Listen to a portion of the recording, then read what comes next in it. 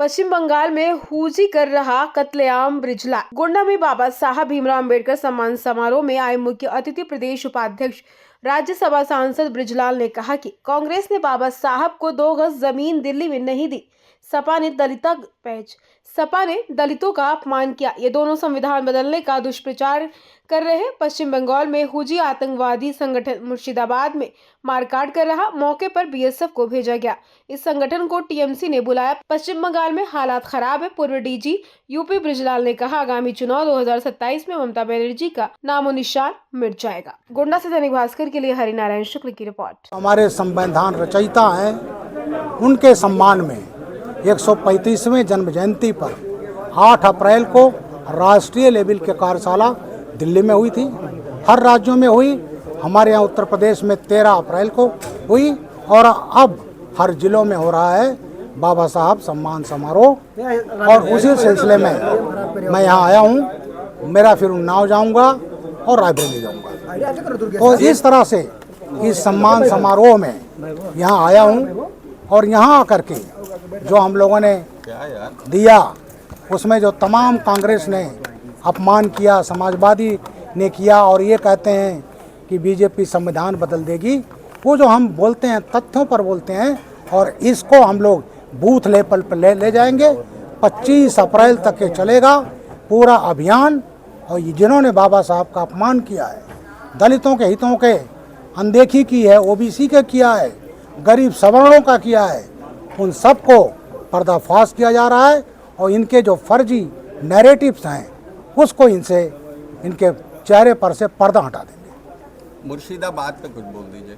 मुर्शिदाबाद ये बांग्लादेश बॉर्डर पर है। वहाँ पर बंगाल में मैं 5 बार जा चुका हूँ। अत्याचार में नड्डा जी मुझे भेजते हैं 5 संस्थाओं साथ। और वहाँ पर बांग्लादेशी आज बहुत संख्या में बस गए हैं। वहाँ की पहले बसाते थे कम्युनिस्ट और वही काम उससे आगे बढ़ गई ममता बनर्जी। आज वहाँ का मुस्लिम जो बांग्लादेशी, हम गए वहाँ जब बांग्लादेश बॉर्डर पर, तो वहाँ हम संदेश खाली भी गए थे, तो लोगों ने बताया कि साहब यहाँ तो जैसे आते हैं तो गरम गरम कार्ड दिया जाता है। जो बॉर्डर एरिया है, डेमोग्राफी बदल गई है, मुस्लिम बाहुल्य हो गया है। आधार कार्ड, राशन कार्ड, परिचय पत्र सब वहाँ बन जाता है और इस तरह उसी का परिणाम है आज मुर्शिदाबाद में हो रहा है। ये सोती सादी राजनीति है। ये अगर अभी हम सुधरे नहीं तो मैंने कहा जो हाल हिंदुओं का हुआ बांग्लादेश में, जो आज हो रहा है, जो दलित हैं, नमोशूद्र हैं, वही आज बंगाल में हो रहा है 2027। और आज ममता बनर्जी ने जिस तरह से, मैं पहले जा चुका हूँ, मैं पार्लियामेंट चुनाव के बाद जब गया 2 महीने हो गए थे और बीजेपी कार्यालयों में 100-100, 200 परिवार रुके हुए थे, गांव खाली थे, मैंने देखा है।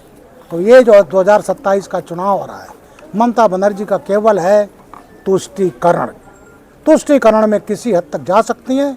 हिंदू आज वहाँ 2म दर्जे का नागरिक हो गया है, अत्याचार पराकाष्ठा पर है और अब वहाँ का लोग देख रहे हैं।